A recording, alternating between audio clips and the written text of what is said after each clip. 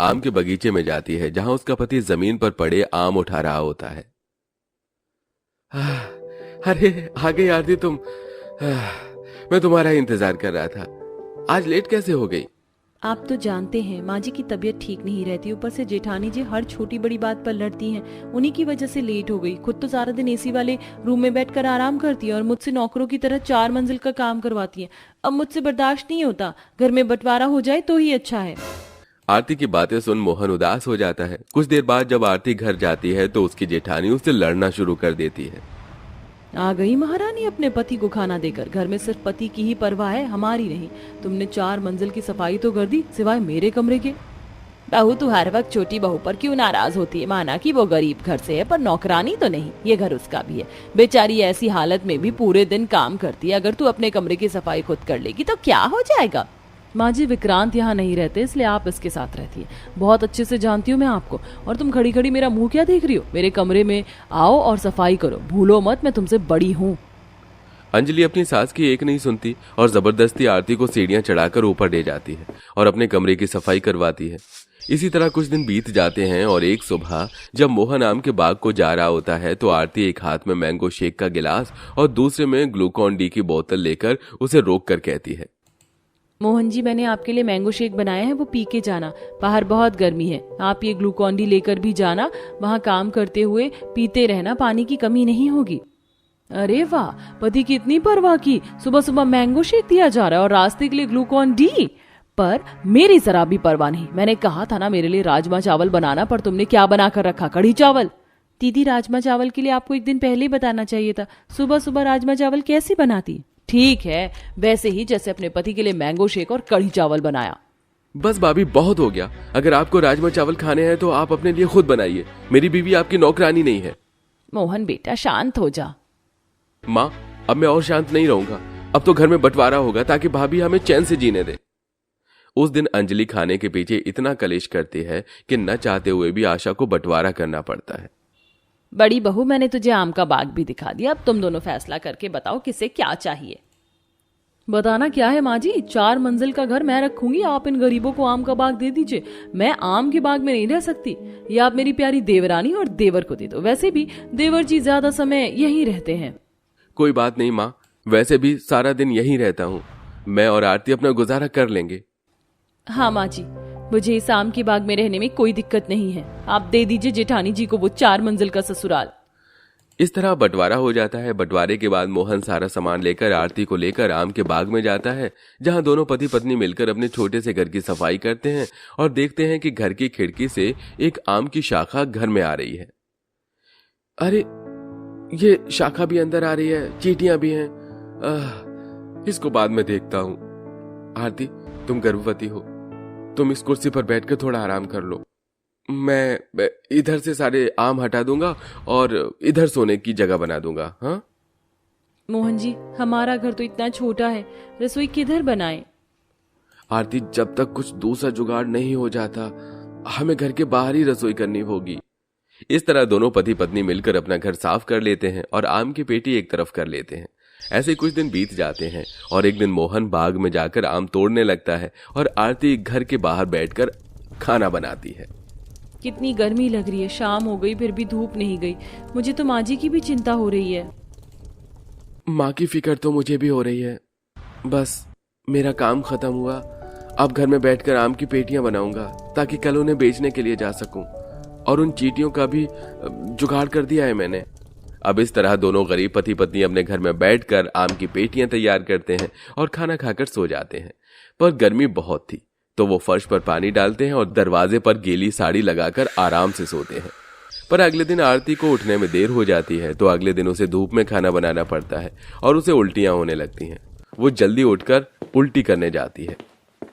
आरती तुम्हारी तबीयत तो ज्यादा खराब हो गई, तुम थोड़ी देर आराम कर लो। मैं आराम करूंगी तो माँ जी के लिए खाना कौन लेकर जाएगा? और आपके साथ आम का बाग भी तो साफ करना है। कितने सारे काम हैं अभी। ये लो पानी पियो और बस अभी आराम करो, मैं सारे काम कर लूंगा। गर्मी में परेशान मोहन अपनी बीवी को आराम करने देता है और खुद बैठकर खाना बनाता है। कुछ देर बाद वो अपनी माँ के लिए खाना पैक करता है और आरती मोहन से कहती है, आप रहने दीजिए, जाकर आम तोड़ लीजिए। अब मेरी तबीयत ठीक है, खाना मैं ले जाती हूँ माँ जी के लिए। आरती के काफी बोलने पर मोहन उसे इतनी गर्मी में अपनी माँ से मिलने जाने देता है और खुद डंडी से आम तोड़ने लगता है। तो वहीं आरती अपनी सास को खाना देकर आती है।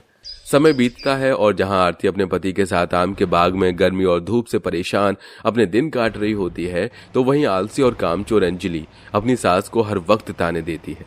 ऐसे ही सीढ़ियों से सास उतर रही थी तो वहीं सोफे पर बैठी अंजलि KFC खा रही होती है और आसपास ऑनलाइन खाने के डिब्बे पड़े होते हैं। बहू, जब से आरती बहू गई है घर तो कबाड़ खाना हो गया है। तू तो बस बाहर से खाना ऑर्डर करके खाती है और AC में आराम करती है। मैं बुढ़िया 4 मंजिल आखिर कितना साफ करूंगी। पिछले 1 हफ्ते से घर साफ नहीं किया। क्या बात है, माँ जी के जाने के बाद भी हर समय आप बस अपनी छोटी गरीब बहू के ही गुण गाती हैं। अरे इतना ही प्यार था उससे तो उसके साथ चली जाती ना। और रही घर के कामों की बात, नौकरानी ढूंढ रही हूँ और आपका खाना आपकी बहू लेकर आ रही है ना, फिर क्यों इतना मुंह बना रही हैं आप? अंजलि अपनी सास को ताने देने के साथ सारे गंदे बर्तन और रैपर वहीं जमीन पर गिराकर चली जाती है, जिसे बेचारी आशा उठाती है और खुद सीढ़ियां चढ़कर अपने कमरे में जाती है और अपने कमरे में AC चलाकर बैठ जाती है। समय यूं ही गुजरता है और एक दिन 3 मंजिल की सीढ़ियों से उठकर अंजलि नीचे आती है। अरे माँ जी, अपने कमरे की सफाई कर रही हो तो मेरे भी कमरे की थोड़ी कर दो। मेरा भी कमरा गंदा हो रहा है। बहू, आज मेरी तबीयत ठीक नहीं है, मैं कोई सफाई नहीं कर पाऊंगी। तू जरा रसोई से मेरे लिए 1 गिलास नींबू पानी बना कर ले आ। क्या इतनी गर्मी में मैं नींबू पानी बना कर लाऊं आपके लिए? मेरे बस की नहीं है। आपकी जब वो गरीब बहू आपको खाना देने आएगी तो उसी से कह देना। इतना बोलकर जैसे अंजलि वहां से जाने लगती है, वो देखती है कि आशा बेहोश होकर जमीन पर गिर गई। ये देख अंजलि डर जाती है और तभी वहां आरती आती है और जल्दी से खाना टेबल पर रख रसोई से पानी लेकर आती है और अपनी सास के मुंह पर पानी के छींटे मारकर उसे होश में लाती है। माँ जी, आप ठीक तो हैं? ऐसे ही आपकी तबीयत खराब रहती है। क्या जरूरत है आपको इतना काम करने की? बहू, अब तू तो है नहीं इस 4 मंजिल के घर में और ये काम चोर कुछ करती नहीं। क्या करूं, खुद सीढ़ियां चढ़ती उतरती और काम करती हूँ। माँ जी, हमेशा तो आप अपनी गरीब बहू की तारीफ करती हो, तो चली जाओ ना इसी के साथ। क्यों मेरे साथ रह रही हो? मैं खुश हूँ इस गंदगी में। अपनी सास को ले जाओ अपने साथ, मुझे नहीं रखना इन्हें। गलती करी मैंने ये सोचकर कि तेरा पति यहाँ नहीं है, तू अकेले कैसे रहेगी 4 मंजिल के घर में, इसीलिए मैं यहाँ रह गई। पर मुझे लगता है अब मुझे यहाँ से चले जाना चाहिए। चल बहू। उस दिन आशा दुखी होकर आरती के साथ उसके आम के बाग घर आ जाती है, जहां अब एक वक्त का खाना गर्मी में आरती बनाती तो वहीं दूसरे वक्त का खाना आशा। और कई बार जब आशा खाना बना रही होती तो आरती बैठकर पेटी में आम भरती और मोहन पेट से आम तोड़ कर लाता। समय ऐसे ही गुजरता है और बहुत जल्द विक्रांत घर आ जाता है और सभी के कमरे में एक एक करके जाकर ढूंढता है। अंजलि, सब कहाँ गए? घर में कोई नजर नहीं आ रहा है और घर इतना गंदा क्यों है? आप यहाँ नहीं थे इसीलिए आपको कुछ नहीं पता। वो गरीब आरती पता नहीं खुद को क्या समझती थी। महारानी खुद अलग हो गई तो मैंने भी कहा ठीक है, मैं अपने 4 मंजिल का मकान नहीं छोड़ने वाली। बंटवारा तुम्हें चाहिए तो तुम जाओ आम के बाग में। और उनके पीछे माँ जी भी चली गई। तुम मेरे परिवार के साथ ऐसा कैसे कर सकती हो? तुम जानती हो ना मोहन की बीवी गर्भवती है, बाहर इतनी गर्मी है पर तुमने उन्हें हिस्से में आम का बाग दे दिया। अरे 4 मंजिल का मकान था तो 2 मंजिल उसे दे देती बंटवारे में। तुम्हें बहुत शौक है ना इस 4 मंजिल के घर में रहने का। तुम खुद रहो इस 4 मंजिल घर में, जहां मेरी माँ और मेरा परिवार रहेगा, मैं भी वहीं रहूंगा। इतना बोलकर विक्रांत अंजलि को वहीं छोड़कर तपती धूप में 4 मंजिल की सीढ़ियां उतरकर आम के बाग में जाता है और मोहन के साथ रहने लगता है। अब घर में अंजलि अकेली थी, उसका कमरा काफी गंदा हो चुका था, तो अब वो सास के कमरे में जाती है, जहां रोज वो बाहर का खाना खाती और रैपर वहीं छोड़ देती। इस तरह 4 मंजिल के कमरे उसने गंदे कर दिए थे, जिसके चलते रोज बाहर का खाना मंगवा कर खाने की वजह से और AC में बैठने की वजह से अंजलि की तबीयत खराब हो जाती है और जैसे ही वो बेड से उठती है उसे चक्कर आने लगते हैं। मैंने बंटवारे में अपनी गरीब देवरानी को आम का बाग दे दिया और खुद 4 मंजिल का घर रख लिया। पर मैं इस 4 मंजिल घर में बिल्कुल भी खुश नहीं हूँ। ये घर मुझे काटने को दौड़ता है। जब आरती मेरे साथ रहा करती थी और मुझे हल्का सा जुकाम हो जाता तो वो सारी रात मेरे पास बैठा करती थी, मेरी सेवा करती थी। पर फिर भी मैंने उसे हमेशा भला बुरा ही कहा। माँ जी ने भी मुझे समझाया, मैंने उन्हें भी खुद से दूर कर दिया। शायद इसी की सजा भगवान मुझे दे रहा है। पर अब मुझे अपनी गलती सुधारनी होगी। मैं आज ही जाऊंगी और मैं सबसे माफी मांग के उन्हें यहाँ लेकर आऊंगी। अंजलि को अपनी गलती का एहसास हो जाता है और वो रोती हुई अपने 4 मंजिल के मकान से बाहर आती है और अपनी देवरानी के पास जाकर उन सभी से अपनी गलतियों की माफी मांगती है, जहां सभी आम के बाग में खाना खा रहे थे। मुझसे बहुत बड़ी गलती हो गई। ईंट पत्थर से तो मकान बनता है, घर तो तब बनता है जब अपने साथ होते। इस गर्मी में आप लोग कैसे रह रहे हैं, मैं आप लोगों को और आम के बाग में नहीं रहने दूंगी। आप सब मेरे साथ चलिए, नहीं चाहिए मुझे कोई बंटवारा। अंजलि के माफी मांगने पर सब उसे माफ कर देते हैं और अपने 4 मंजिल के घर में जाते हैं, जहां आरती एक बहुत ही प्यारे से बच्ची को जन्म देती है और पूरा परिवार एक साथ हंसी खुशी रहता है। अच्छा हुआ बच्चों जो इस गर्मी में तुम लोग गांव आ गए। दादी, अब हम गांव आए हैं तो आप हमें घुमाने ले चलोगे ना? माँ जी, आपको क्या बताऊं, घूमने की वजह से आए हैं ये बच्चे गांव, फिर तो ये बहुत अच्छी बात है। इतना बोल अमीर शांति अपने बहू, बेटे, पोता पोती को अंदर ले जाती है और एसी चलाकर पूरा परिवार एक साथ बैठकर बातें करता है। तो वहीं कुछ ही देर में शोभा के बहू बेटे भी अपने बच्चों के साथ आते हैं। दादी, पिछली बार जब हम गांव आए थे तो आपने हमें कहीं नहीं घुमाया, पर इस बार आप हमें अच्छी जगह घुमाना। माँ जी, बच्चे आपको ऐसे परेशान करते रहेंगे, चलिए मैं खाना बनाने में आपकी मदद करवा देती हूँ, वैसे भी बच्चे थक गए हैं।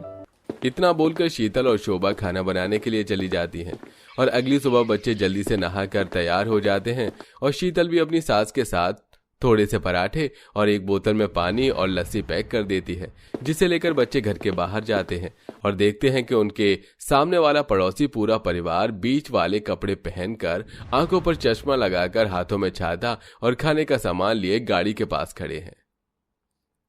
अरे विकास भाई, अपने बेटे और पोता पोती के साथ कहाँ जा रहे हो? खेती करने? देखो हम तो चले आज समंदर के पास मजे करने। अरे विशाल, नहीं भाई, मैं भी बच्चों को घुमाने ले जा रहा हूँ। बच्चे इतनी दूर से इस गर्मी की छुट्टी में गांव घूमने आए हैं।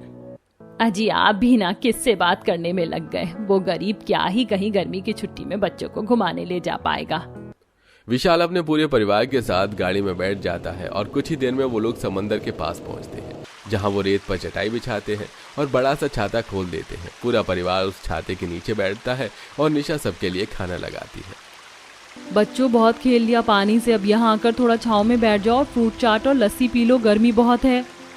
जहां अमीर परिवार समंदर के पास बैठकर एंजॉय कर रहा था, महंगी महंगी चीजें खा रहा था, तो वहीं गरीब विकास और राहुल बच्चों को खेत घुमाता है। पापा, मैं तो थक गया, कितनी धूप हो रही है, मुझे नहीं घूमना और खेत, मुझे राजू पिंकी की तरह समुद्र के पास जाना है। बच्चों, समुद्र के पास जाना सही नहीं है, हम तुम्हें फिर कभी समंदर के पास ले चलेंगे। पर पापा, यहाँ बहुत धूप लग रही है, अब घर चलो, मैं थक गई हूँ।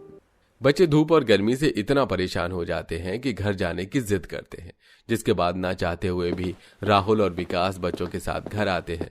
और तभी विशाल भी अपने पूरे परिवार के साथ गाड़ी से आता है और उनके सामने गाड़ी रोककर पूरा परिवार गाड़ी से बाहर निकलता है और बच्चे हंसते खेलते बात करते हुए घर में जाते हैं।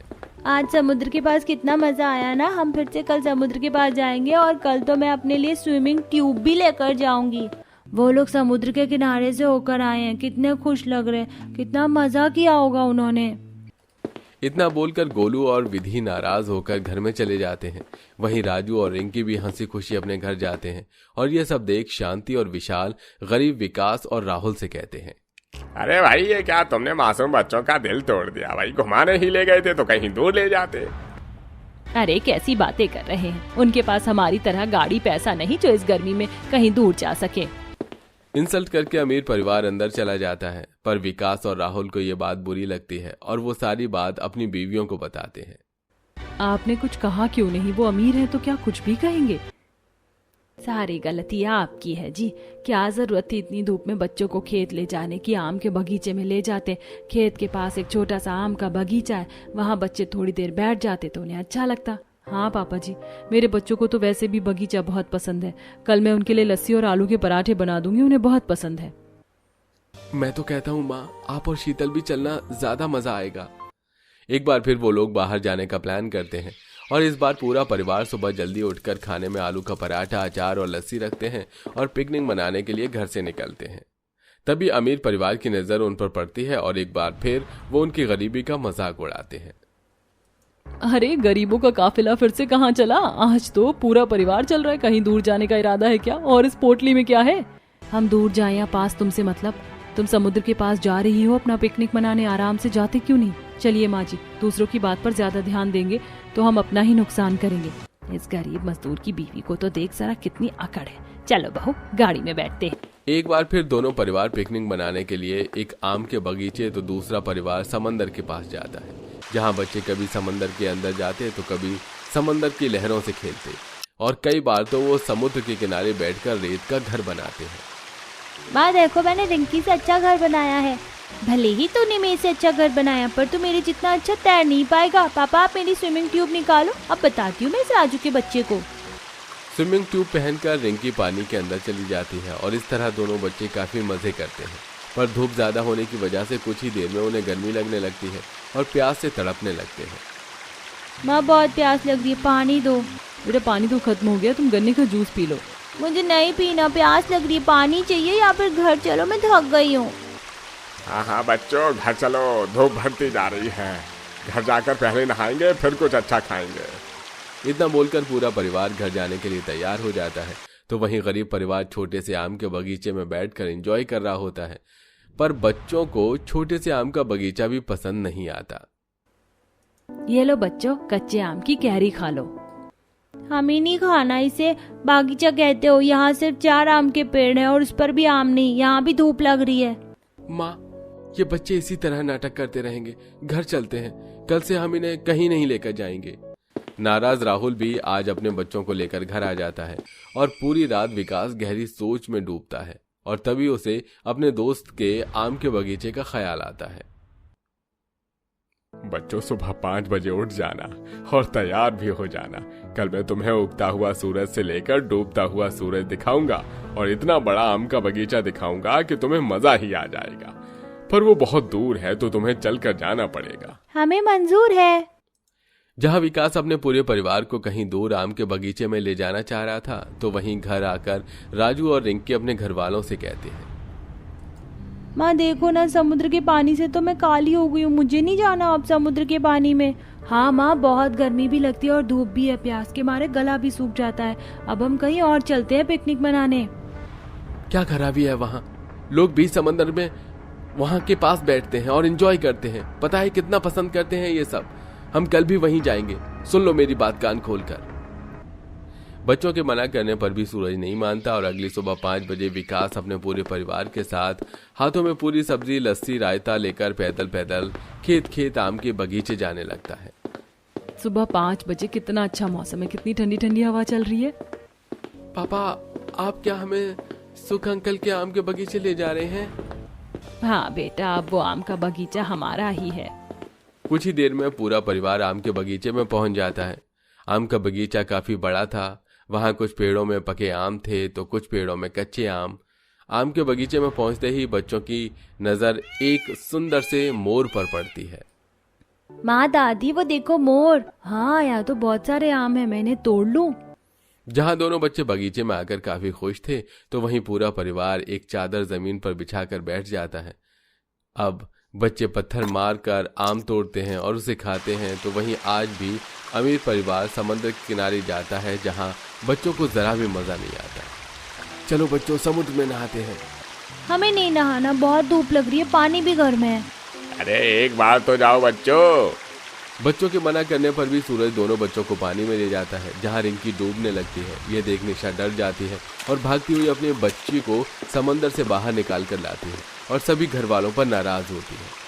और कर लीजिए मनमानी, सही तो कह रहे हैं बच्चे, कितनी गर्मी है, रेत भी अब गर्म होने लगी है, चटाई पर भी बैठे तो भी गर्म लगता है, छाता भी किसी काम का नहीं, आते ही पानी खत्म हो जाता है, प्यास से गला सूखने लगता है, समुद्र का पानी कितना खारा है, हाथ पैर काले हो रहे हैं, और अगर आज मेरी बच्ची को कुछ हो जाता तो।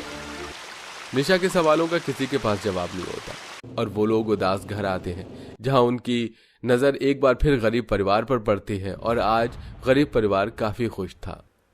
आज कितना मजा आया ना रिद्धि, राजू, पिंकी, तुम दोनों भी आ गए। क्या हुआ, तुम आज उदास हो? वैसे तुम्हें पता है आज तो हम आम के बगीचे में गए थे, बहुत सारे पत्थर मारकर आम भी तोड़े। देखो मैं तो कुछ पके आम भी लेकर आया हूँ, हमें तो बहुत मजा आया, हमने तो मोर भी देखा। चलो बच्चों, वरना अमीर लोग हमारी खुशी देखकर जल जाएंगे।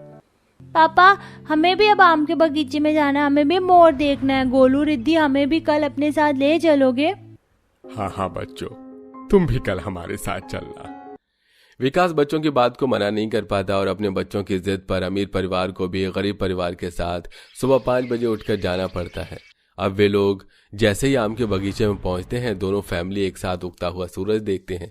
वहां मोर आकर नाचते हैं, ठंडी ठंडी हवा चलती है और ऐसे में शीतल और शोभा सबको ठंडी ठंडी लस्सी पिलाती है।